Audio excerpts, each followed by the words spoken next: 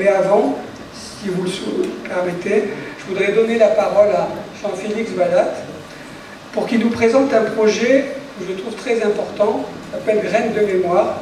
Alors, il va essayer de le faire en moins de 10 minutes, ce qui n'est pas facile, mais je le remercie par avance. Mais il sait que l'ordre du jour est chargé. C'est important parce que demain, on va parler de mémoire. Et voilà. Et justement, eux, ils travaillent sur la mémoire des personnes disparues. Voilà. Parce qu'il y a eu beaucoup de disparus, vous le savez, pendant la guerre d'Algérie et après. Et pour cela, c'est difficile d'avoir un lieu où se recueillir, leur rendre hommage. Et donc, c'est un hommage virtuel qui peut leur être rendu. Jean-Félix, c'est à toi.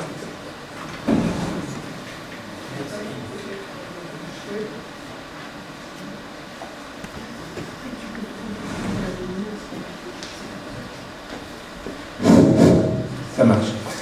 Merci Mohan pour ton invitation. Je me présente, avant de me présenter, je vais essayer de faire marcher la technique, donc il faut que je débranche. Tu es sur Internet? Oui, mais après il faut que je...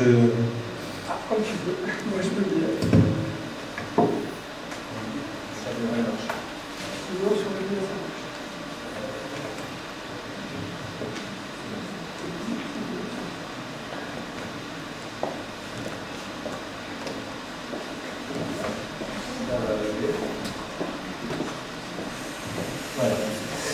Donc, je me présente, Jean-Félix Vallat, je suis président d'une association de Français d'Algérie. Nous avons également des adhérents d'origine musulmane, Arki, qui est la maison des agriculteurs et des Français d'Afrique du Nord. Nous sommes plutôt spécialisés sur une population d'agriculteurs. Ça fait plusieurs dizaines d'années que nous nous côtoyons avec Mohan sur les bancs de l'Assemblée nationale ou sur les rencontres avec les représentants des différents gouvernements. Et bien que nous n'obtenions pas tout ce que nous voulons, nous faisons quand même avancer les choses. Nous nous occupons beaucoup des pupilles de la nation, c'est-à-dire des enfants dont les parents ont été assassinés par le FLN. C'est mon cas, puisque mon père et ma mère ont été assassinés ensemble devant moi en 1958. Mon père était le maire d'un village et ma mère l'institutrice. Et c'est un des exemples de la barbarie du FLN. On n'assassine pas une institutrice. C'était un aparté. J'ai participé, lorsque j'étais étudiant à Montpellier, à des cours du soir d'alphabétisation de Harki.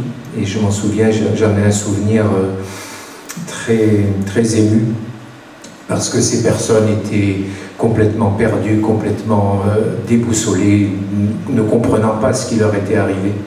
Et on a essayé de les aider à s'intégrer, ce qui n'a pas été facile. Fort heureusement, je crois que beaucoup d'entre vous ont réussi à surmonter ces épreuves terribles. Nous nous occupons également des disparus. C'est une particularité des victimes de la guerre d'Algérie. Et peu de personnes le savent, mais sur les civils français disparus, nous avons eu, ce sont des chiffres incontestables, 1752 personnes civiles enlevées, portées disparues pendant la guerre d'Algérie, avec une énorme augmentation après les accords d'Évian. Et à ce titre, je répète toujours qu'un peuple qui ignore son passé n'a pas d'avenir. Et nous œuvrons pour que personne n'oublie. À ce titre, nous avons créé un site internet que je vais vous présenter, qui s'appelle Graines de mémoire. Donc il suffit d'aller sur un moteur de recherche, que ce soit Google ou Firefox, peu importe. Vous cliquez sur grainesdemémoire.org, donc vous l'avez qui s'affiche ici, vous l'avez à l'écran. Et quand vous allez sur le site, il s'agit du recensement de tous les disparus. Alors la page se charge.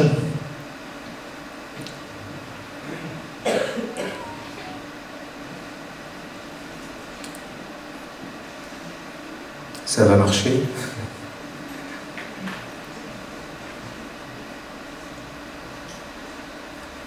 J'espère. Je pense que c'est le signal internet qui est un peu lent. Ouais. Donc une introduction.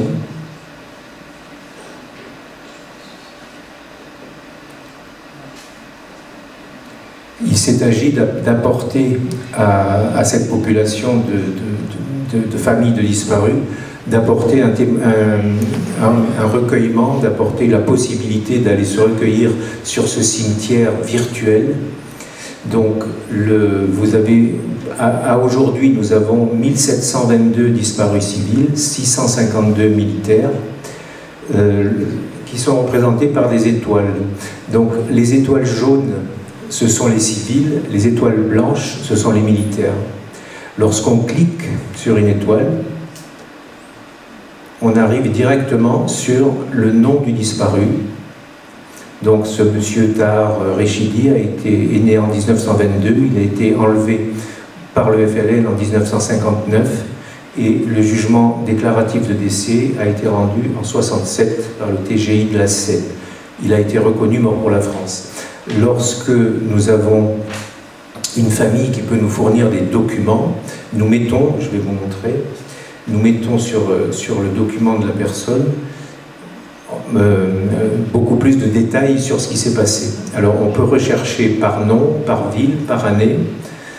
Par exemple, Mohamed ne va pas être content, mais si je tape, puisqu'il est très discret, si je tape le nom de Amou Ali, il s'agit du père de Mohamed, qui est né en 1908, qui a disparu en 1957 à Sétif, qui était ex-harki ou harki, je pourrais dire, oui, inscrit disparu après consultation des archives. Nous avons travaillé avec des historiens et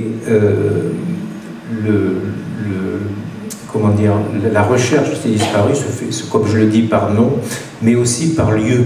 C'est-à-dire que si vous zoomez sur la carte d'Algérie, le point géographique de la disparition est couplé avec les données GPS de Google. Donc, quand vous cliquez sur un nom, vous avez exactement le nom, le lieu où il a été enlevé. Si on regarde la région d'Oran et qu'on clique sur Oran, vous voyez toutes ces étoiles jaunes et blanches qui sont les enlevés portés disparus. Si on va encore plus loin, on s'aperçoit que et là vous avez les rues d'Oran. Vous avez tous ces disparus qui, en ce qui concerne Oran, ont été majoritairement enlevés le 5 juillet 62. Si je clique ici, j'ai encore tous ces disparus sur la rue, par exemple, de Nagdar. Là, il y en a deux. Donc, vous avez Madame Lopez Nessera qui a été enlevée en mars 62 à Oran. Si je prends un nom qui est renseigné, c'est-à-dire dont la famille nous a fourni beaucoup plus de renseignements que le nom et le lieu d'enlèvement, on peut mettre la photo. C'est-à-dire que la famille nous a fourni la photo du disparu avec beaucoup plus de détails. Donc il a été enlevé en 62 à Oued El Aleg, commerçant, il disparaît sur le trajet d'Alger Oued El Aleg en compagnie de son épouse. Et si on fait voir le PDF, là on a tous les détails.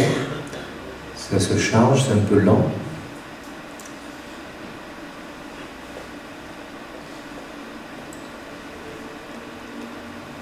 Voilà. Là, on a tous les détails de l'enlèvement de M. Bernardi, avec ce qui s'est passé, avec le jugement déclaratif de décès, l'enquête du CICR, le document du CICR, et également les témoignages des enfants. On l'a pour un autre Bernardi.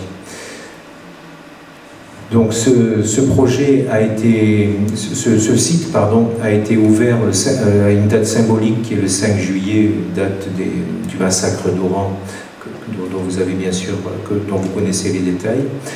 On peut afficher soit que les militaires, donc la fiche de tous les enlevés, vous voyez le nombre de noms d'origine musulmane, bien sûr. Si vous déconnectez les civils, vous n'avez que les militaires, et là vous avez tous les disparus militaires, les 652. Si vous déconnectez les militaires et que vous mettez les civils, vous en avez bien sûr beaucoup plus.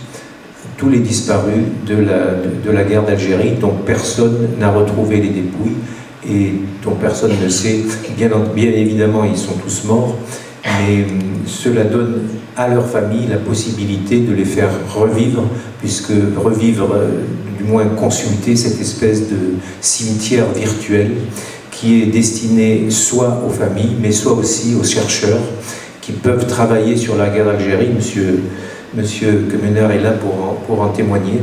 C'est un outil mis à la disposition des chercheurs et c'est un outil formidable pour tous les gens qui s'intéressent à la guerre d'Algérie et à la réécriture de la vérité historique. Est-ce que j'ai été... Parfait. Bon. Au moment de ma... Merci pour votre écoute. Je rajoute que c'était un financement important puisque le projet a coûté, en termes d'informatique, a coûté pour la première année 40 000 € et nous avons eu des dons, nous avons eu des financements du ministère des Armées, de la Fondation pour la guerre d'Algérie et des dons particuliers. Donc on peut faire, si on clique là, on peut faire un don avec Eloasso sur le site. Et une dernière chose, moi, si on clique sur la documentation, on trouve donc les 3 monuments qui parlent des disparus, le mur des disparus à Perpignan, le mémorial national de la guerre d'Algérie au Quai Branly et le monument à Port-Vendre qui a été inauguré l'année dernière. On a des digets chiffrés, là je prends 1 minute de plus pour accéder aux statistiques qui sont quand même extrêmement intéressantes. On voit que le nombre des enlevés portés disparus par tranche d'âge, on voit les disparus par année, et vous voyez que de 54, où il y en a eu très peu, à 62, il y a eu une explosion des disparus après le 19 mars 62. Donc sur les 1724 disparus, il y en a 1405 qui ont été faits après les accords d'Évian. Et quand on nous dit que les accords d'Évian ont été respectés, c'est une preuve incontestable que ce n'est pas vrai. Voilà. Et dernière chose, si vous voulez que des membres de votre famille disparus apparaissent sur ce site, il faut nous écrire, nous envoyer les circonstances, nous envoyer les preuves, bien sûr, parce qu'on se veut être incontestable, puisqu'on va être attaqué dans tout ce qu'on dit. Il faut que la preuve de décès ou de la disparition soit incontestable pour qu'on le fasse apparaître sur le site. Merci pour votre écoute.